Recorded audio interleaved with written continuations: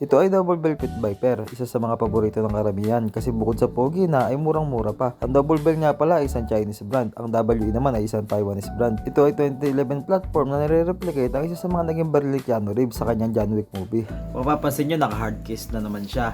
Ganun nga kasi yung mga unit ng double bell, yung mga pistol nila mga naka-hard case na. Hindi tulad ng ibang brand tulad ng WE na mga naka-box lang. Sa double bell, mas mura na yung presyo niya, mga naka-hard case pa siya.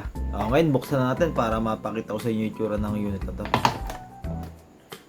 Sa loob nga ng box niya, yung hard case niya ay protektado to ng mga foam. Kaya kahit na ibiyahe nyo siya na matagtag, hindi magkakaproblema kasi protektado nga siya ng ganitong klaseng mga foam. Ito na yung unit mismo, nakabalot siya ng papel. The Continental. Ayan.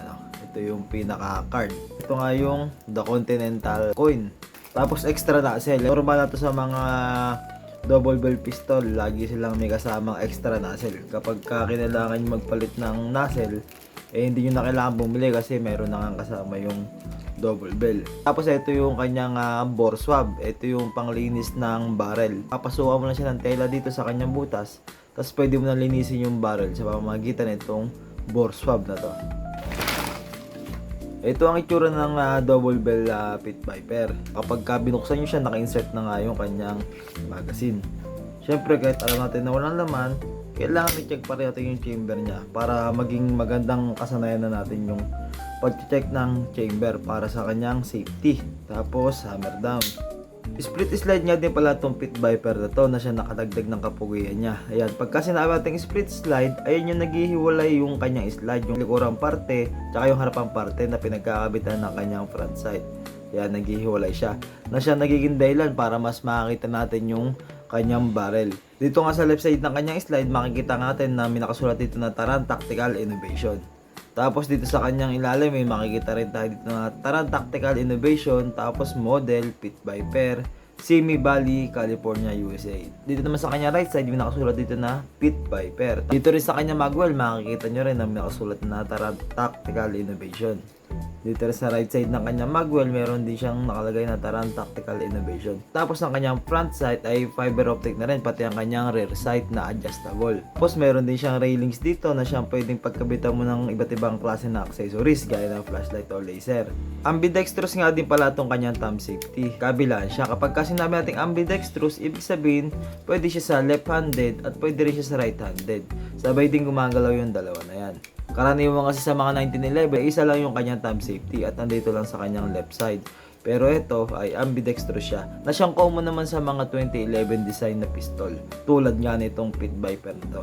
Ngayon timbangin natin itong double bell Pit Viper na to at i-insert natin yung magazine kapag tinimbang natin siya para malaman natin kung gaano nga ba siya kabigat. Pero wala siyang laman na bibis.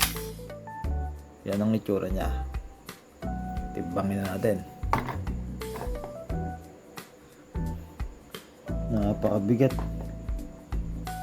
Yun. Tumitimbang siya ng nasa 1,100 grams yung timbang niya. Ibig sabihin mahigit 1 kilo na yung bigat ng double bell Pit Viper na to.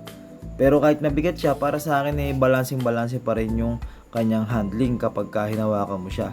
Nakatulong yung pagiging mabigat niya para mas mapaganda yung handling niya. Komportable siya sa kamay. Nilagyan na natin ng bala yung ating magazine. Meron nga siyang 29 rounds na magazine capacity. Kakasya pa sana isa o kaso huwag natin siyang punuin para makakapag-load ng maayos tong pistol natin. Kapag pinuno mo kasi yan, mahihirapang mag-load yung ating pistol. 29 rounds, napakarami na yan.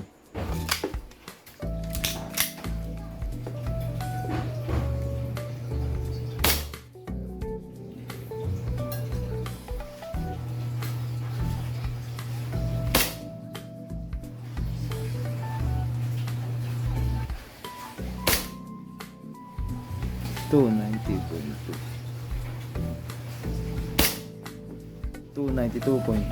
Medyo bababa na siya kapag marami ng putok. Normal naman sa gas type yun. 288.7, 281.4,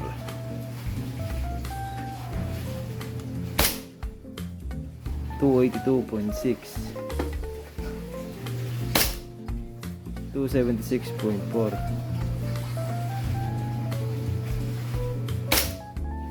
274.5.